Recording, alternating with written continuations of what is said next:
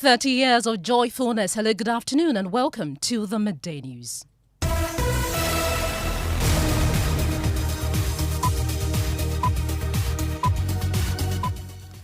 The news is live on Joy 99.7 and Hit 103.9 FM here in Accra. We are on Love 99.5 FM in Kumasi and myjoyonline.com and affiliates in all 16 regions of Ghana, including Victory FM Aplao, Radio Justice Tamale and Dreams FM Bogatanga, live on X Spaces and Facebook. The Midday News is supported by Petrosol Platinum Energy, energizing dreams. Coming up this afternoon, Office of the Special Prosecutor widens its investigations into the alleged corruption at the Ghana Revenue Authority as it summons 3 of its top officials in connection with the controversial letter issued to lawyers for Strategic Mobilization Limited SML. We have details. Also, Esutifin North NP Ebenezer Kweku Ado, accused of leading an attack on members of the National Anti-Illegal Mining Task Force during a clampdown on illegal mining, appears before the police CID as investigators probe his alleged role in the incident.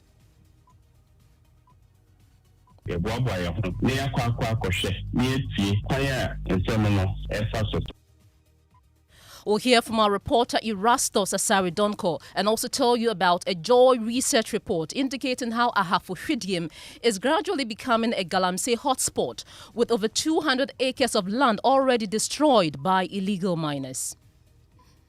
Also coming up in this bulletin, Joy News journalist and AU observer Mamiesi Nyamiche Thompson details a first-hand account of Tanzania's 2025 election, describing an atmosphere of fear, violence and a nationwide internet blackout, resulting in the landslide victory of the incumbent president Samia Suluhu Hassan.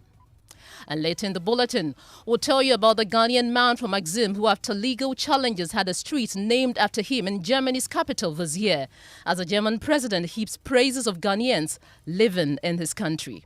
Present in Germany, you have a strong diaspora, especially in Hamburg and the Ruhr area. Your countrymen and women, many of them citizens of Ghanaian descent by now, have left impressive footprints in German academia, in the cultural space. We have sports. Ghana FA is set to stage a testimonial march in honor of Ghana's all-time top scorer, Asamoah Gyan. Bring you the details of that shortly. You want to stay with us for more on this on the Midday News. My name is Ofori and this is Joy News, independent, fearless and credible.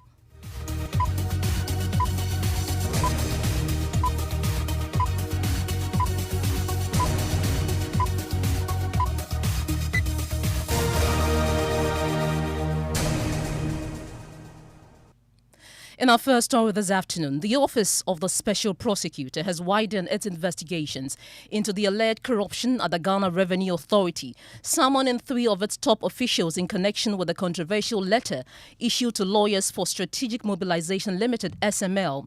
Well, Joy News editor Fred Smith joins me with details of the information we are picking on this. Fred, so who are these individuals? Well, Paul, let me start by indicating the individuals arrested. Yes.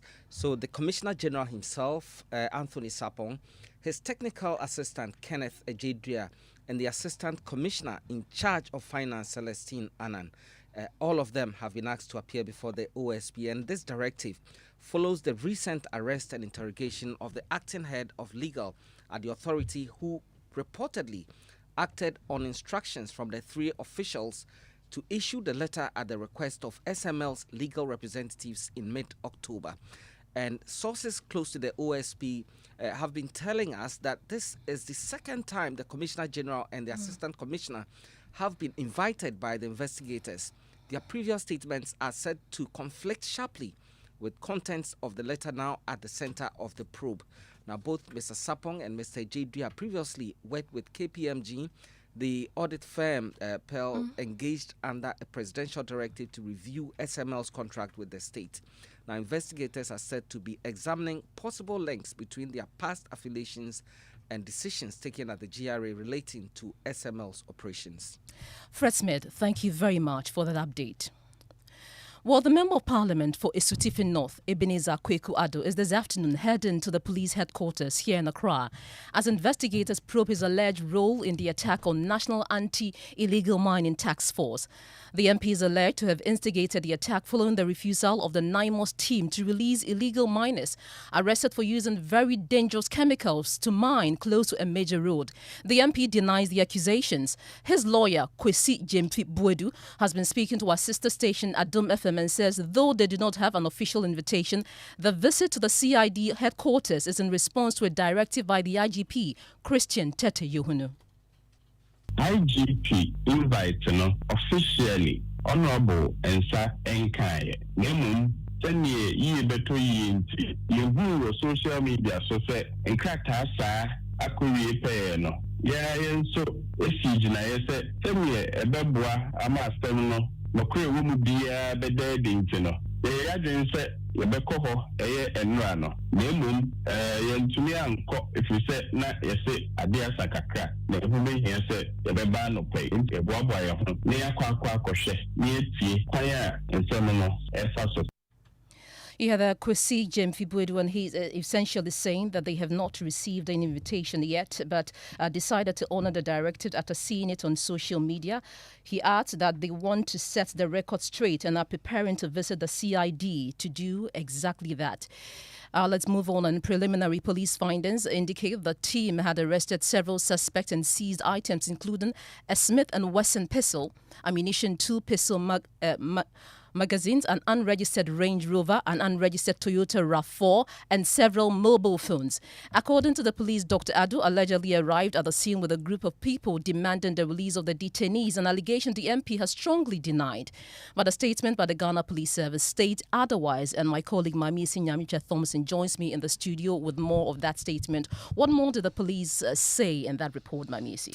Well, Pearl, so as we know, the statement from the Inspector General of Police is indicating that it's directed the Criminal Investigations Department headquarters to take over the investigations into the attack on the Director of Operations of NIMOS and his team by thugs at Shedium in the Ahafo region. The statement goes on to indicate that preliminary investigation established that on Saturday, the NIMOS director and his team intercepted illegal miners operating near Brony in the Ahafo region and arrested some suspects, and also a mob numbering about 600 allegedly incited by the MP later besieged the Shedium police station, demanding the release of the miners and seized vehicles. Now, the crowd vandalized the director's vehicle, damaged parts of the police station, and threatened to set it ablaze. Reinforcement teams from the Ahafo Regional Command were deployed to restore order and prevent further destruction. Now, the statement says that calm was eventually restored through the joint efforts of the police, the military, and the Zongo chief of Shedium, who helped mediate the situation and facilitate the safe evacuation of the NIMOS team. Now, the chief's vehicle was damaged during the process, but according to the police, no injuries were reported, Pearl. Mamisi, thank you. Well, my colleague Erastos Asaridongo has also been sharing more details of the incident. Listen. So what we know is that the NIMOS arrest at that particular scene would have been without any drama, any chaos, if the MP had not gone there with over 20 heavily built men. Because when they went there, NIMOS had already arrested the people, put them in handcuffs. They were on their way to put them in police custody at Fidim until the MP showed up at the scene with over 20 men and asked them to release them. So it was the back and forth that started the agitation at the site before NIMOS personnel decided to whisk them away to the nearest police station. The MP and his boys also followed them to the police station. And there again, when you speak with the police, they will tell you that the MP still requested that the people be released. And those demands are what emboldened more people to storm the place and demand that the people be released before they leave. And finally, they got them released before the MP left the police station. And so it will be inaccurate for the MP to say that he was passing by for a funeral and then he heard the commotion and he went to the site. There was no commotion before he and his boys went to the site. Well, there have been calls from civil society groups for the arrest and suspension of the MP following the incident. Awula Sewa of Eco-Conscious Citizens Group has this to say. And it just shows the dire situation we find ourselves in, where NAMOs can be attacked by persons. As at now, the MPs have not yet been suspended. And we are very concerned about what appears to be selective justice. But lawyer for the MP does not believe the reasons outlined are enough to call for such an action. Fair trial does not just go by way of just getting up to just suspend parties. It takes time. It takes due process. If you would see our letters that we've addressed to the IG investigation. So if we are hearing talks about MP suspension, I think that is a little bit against the rules of fair trial. So it's very interesting that some proponents are putting out there that he went in there to seize, he brought in mob action, and a whole lot of things. That's never happened. Now, still on Galamsey, the moderator of the Presbyterian Church of Ghana, Right Reverend Dr. Abraham Nana Opari Kwachi, has called on chiefs to be bold and make their voices heard on social transformational issues, especially the Galamsey menace. At the inauguration of the Bron Ahafo Presbytery Nananum Fellowship at the Ebenezer Congregation in Sunyani, he said that as custodians of the land, the chiefs have a say in activities on the land and must stand up to complement efforts to end the destruction of land. Precious Semevo has more in the following report. In the past, chiefs were considered hidden in relation to Christianity, but the narrative has changed, blending tradition and Christianity, as the Bron Ahafo Presbytery inaugurated the Nananum Fellowship at the Ebenezer Congregation in Sunyani. The fellowship comprises chiefs who are Presbyterians and are also in traditional leadership, brought together to fellowship and serve in Christ. The colorful event has been described as a move ordained by God. Reverend Benjamin Appiah is the BA Presbytery chairperson. We have brought Nananum together so that together we shall seek the Lord. Together we shall work in his vineyard. Together we will showcase that our elevation is not mere coincidence, but it has come at a time that through that we shall serve our communities in dignity because we have Christ in us. And now let's take you to Ahafo Hwidiem and stay on Galamsey. So how destructive is the Galamsey menace in this area? A Joy News research shows the community is fast becoming a hot spot for illegal miners. Latest estimate indicates that over 200 acres of land have already been destroyed by illegal miners, with geospatial analysis revealing that Galamsey activities are spreading into forest zones. Head of research here at Joy News, Isaac Kofi joins me in the studio with more findings. Kofi, what more do we know about this Galamsey hotspot? So this is a hotspot that is sitting between Hwidiem and Kenyase, but in fact it's more closer to Hwidiem than Kenyase. And per our estimation that we've done using the geospatial analysis, what we've been able to estimate is that about 294 acres of land has actually been destroyed by illegal miners. And if we are bringing this home, that's roughly 222 football fields combined. That is the area of land that has been destroyed by illegal miners, and that is gradually becoming a hotspot in Hwidiem, in the Ahafo region. And how far is this hotspot from the Hwidiem township? Well, in fact, the hotspot is not it's not too far from the Hwidiem township. In fact, if you are comparing it with the closest facility, then we are talking about some 800 meters. But the Hwidiem town proper, that's about 2 kilometers away. And if you are looking at Kenyase, that is 3.7 kilometers away, and the Newmont, mining site, which is official large-scale mining, this hotspot is just 3.6 kilometers away from the Newmont, mines. Isaac Kofi, head of research here at Jordy's. Thank you. Now we take you inside Tanzania's 2025 general elections through the eyes of my colleague and international observer Mami Sinyamiche Thompson, who served as part of the African Union election election observer mission from the streets of Zanzibar to the tense silence on the mainland. Mamiesi recounts a first-hand experience of how democracy was tested amid widespread chaos that claimed several lives, all under the shadow of an internet blackout. The election ended with incumbent President Samia Suluhu Hassan securing an overwhelming 98% of the votes. Well, Mamiesi returned to Ghana yesterday and joins me in the studio with more on her extraordinary experience. Mamiesi, you're welcome back. Thank you very much. It's good to be back home. Oh, yes, it's good to be back. It's no joke not having internet for 5 straight days. Well, you're back here. We have internet. Yes, and it's good. Okay, so first tell us about your story. Brief events leading to this election in Tanzania. Okay, so Pearl, I've been privileged to also observe in Liberia and South Africa as well, but my observation in Tanzania was quite an eye-opening one. When I got to Tanzania on the 23rd of October, I quickly realized there was no access to X. You couldn't do anything on X. That was the first thing. Also, news of major opposition parties disqualified or barred from the election was on major news websites. We knew from here and even in Tanzania on the BBC and Al Jazeera. So there was an understanding that the political playing field was not equal. Now, key challenges, that is the Tundu Lissu of the largest opposition party there, Chadema, and Luhaga Impina of ACT were barred from standing, eliminating the real threat to Samia the incumbent, Hassan. Now, but what struck me was that on the night when I arrived, the culture of silence was rife. So I took a stroll in Kivukoni front, where my hotel was, and wanted to gauge the residents on their polls about 6 days to the election. And among the people I approached was a cobbler, office workers walking home. There were quite a number of them walking home, and even fish sellers on the stretch and security men, and nobody was willing to speak to me on the election. As soon as I mentioned the election, they moved away.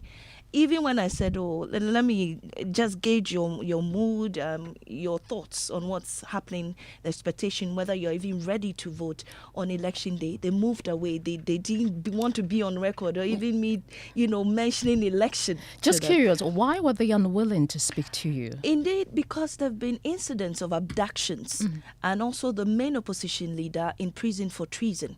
So the people mainly were afraid that they should express themselves. They didn't know what was going to happen. Even on the in the briefing days towards the election moment, I tried to, manage some interviews for Joy News.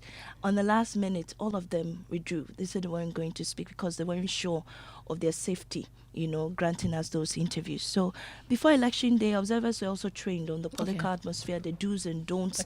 And we had the opportunity to engage with civil society organization. And Pearl, I must tell you, we're blessed in Ghana because our civil society organizations are very vociferous and aggressive and, vibrant. Over there, they seemed like spectators, really. I asked questions whether it was a fair playing field for them and other opposition party members. Not one. There were more than 10 organizations represented in the room. Not one could give me a clear answer. Okay, so let's talk about election day. How did things turn out? So on election day, I was stationed in Unguja North, which is in Zanzibar. And the interesting thing about Zanzibar is it's part of the United Republic of Tanzania. But it has its own president, it has its own, parliament and judiciary. So they had their own government, but they are part of Tanzania. Zanzibar had 2 election days on the 28th and on the 29th. Now, the 28th was the early voting for the security men and essential workers.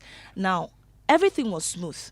On election main day, on the 29th, everything was smooth as well. But as midday, when I was going around with my partner from South Africa, we were going from polling center to polling center recording. All of a sudden, we realized there were reports coming in that there were protests in mainland Tanzania, Dar es Salaam and other places. So we were like, what's happening? Before we could say Jack, the internet was shut down.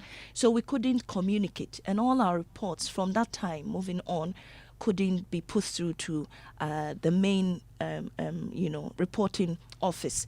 So we realized that something was amiss, and we shortly from where we were at the time, moving towards our hotel, we realized that there were so many security men, military patrolling the streets, warning people and stuff. So we were confused. But we realized that because we couldn't have access to the internet, we couldn't communicate with our colleagues in mainland Tanzania. It was later we realized that even our ferry back to mainland was cancelled, local flights were grounded, and it was more or less like a state of emergency. Then we realized that there was a curfew that had been, put in place in Tanzania mainland. But Zanzibar was okay. There weren't any rioting or whatsoever. But when we got to mainland Tanzania, we had reports that there were protests, there were killing of people, and there were destruction of property in places like Dodoma, which is the capital city, places like Arusha, in Mwanza, and the rest. And some of our colleagues who were caught in the line of crossfire was that some of our members had to sleep in their drivers' homes because they couldn't go home. Some couldn't go back for their bags in their hotel. So that's how it ended. I got access to the internet first time yesterday when I arrived at Addis Ababa and subsequently to Ghana. Mami, so thank you so much for that update and welcome back from Tanzania. You're listening to the Midday News. We'll be right back with more stories.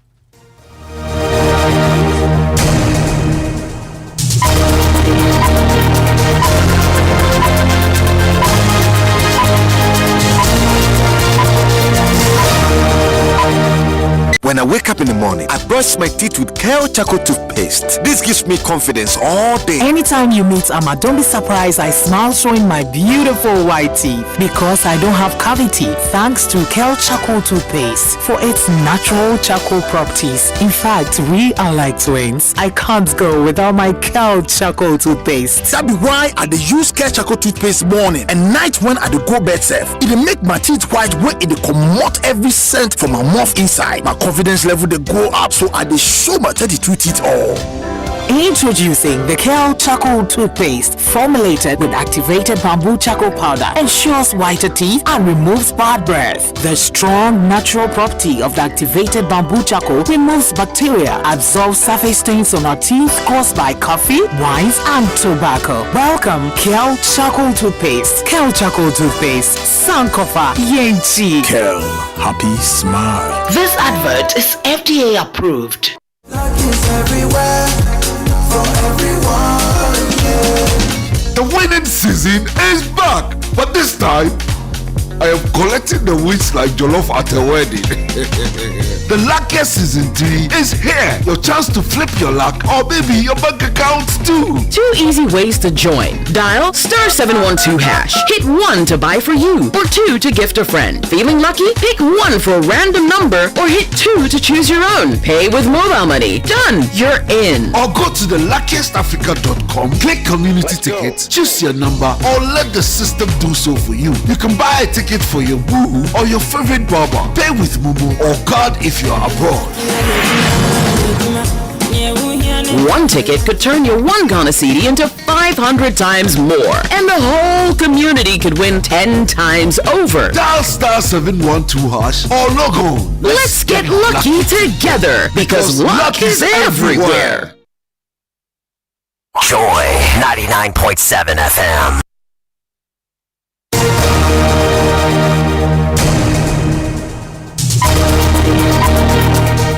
And you're welcome back to the Midday News.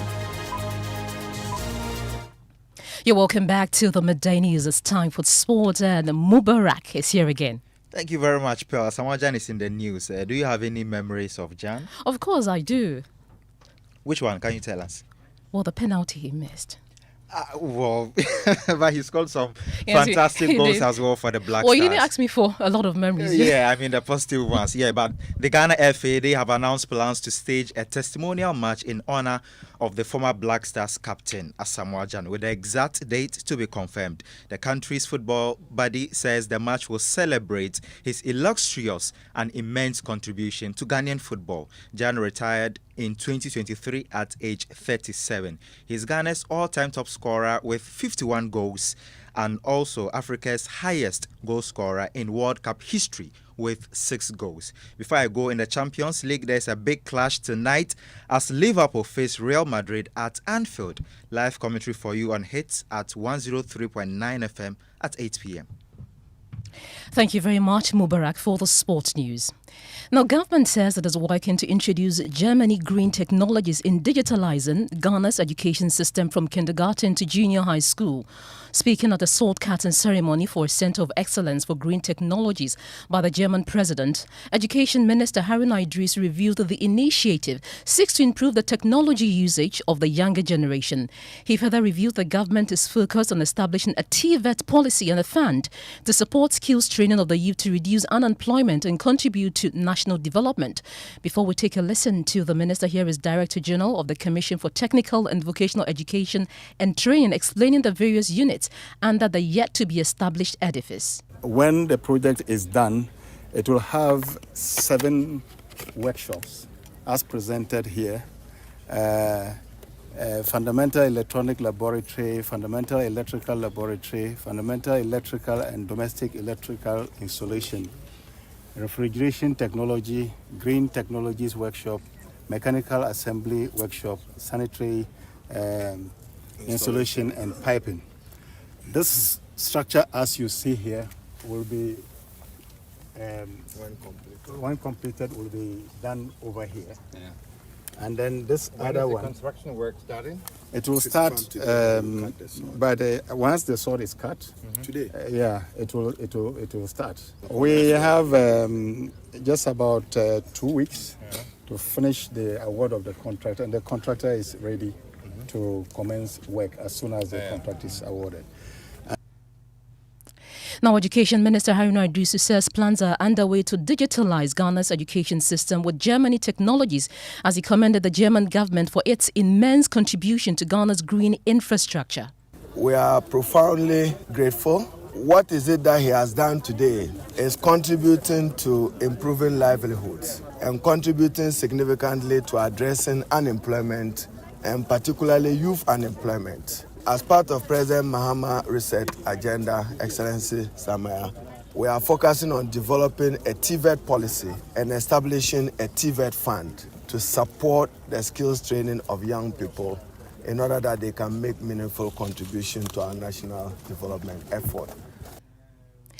Now, he's a Ghanaian from Axim in the Western region, but 3 months ago, after legal challenges, he had a street named after him in Berlin, the capital of Germany. He's also recognized as the first black philosopher known to have taught at a German university. Born around 1700 in what is today Ghana, Anton Wilhelm Amu is believed to have been sold into slavery as a child and sent to Europe, where he rose to prominence as a scholar and thinker. During his visit to the Jubilee House on Monday, German President Frank-Walter Steinmeier praised Amu's legacy and commended Ghanaians living in Germany for their contributions to strengthening ties between the two nations. Presidential Affairs correspondent Maxwell Agbagba has more in this report. Welcome to the Jubilee House on day 2 of the state's visit by Germany's President Frank-Walter Steinmeier. Ghana and Germany have maintained diplomatic relations since 1957, and that relationship has grown stronger over the years. Interestingly, the popular Ghanaian term "boga" is believed to have originated from the German city of Hamburg. In the 1980s and 1990s, many Ghanaians traveled to Germany in search of greener pastures. When they returned home, locals often referred to them as Hamburgers. Over time, that nickname was shortened and adapted into Boga. Today, a Boga in Ghanaian parlance refers to a Ghanaian living abroad or one who has returned from abroad. The word even inspired a genre of music known as Boga Highlife, a style of highlife music created by Ghanaians living in Germany.